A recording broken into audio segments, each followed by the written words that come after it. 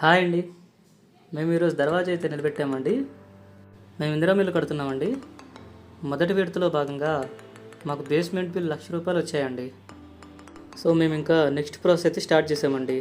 అలాగే మాకు ఈ బేస్మెంట్ కట్టడానికి ఎంత ఖర్చు అయింది, అలాగే గవర్నమెంట్ ఇచ్చిన ₹1,00,000 కాకుండా మాకు ఎక్స్ట్రాగా ఇంకెంత ఖర్చు అయిందో ఒక ఫుల్ వీడియో అయితే చేశానండి.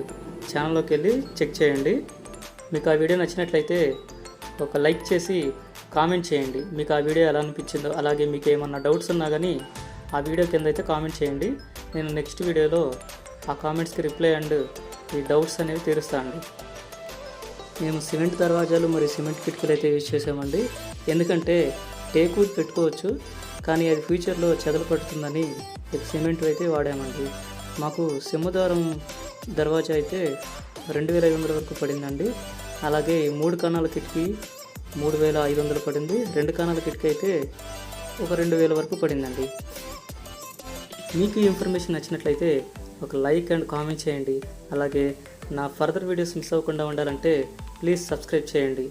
అలాగే మీకు తెలిసిన వాళ్ళు ఎవరైనా ఇల్లు కట్టుకుంటుంటే వాళ్ళకి ఈ వీడియో షేర్ చేయండి.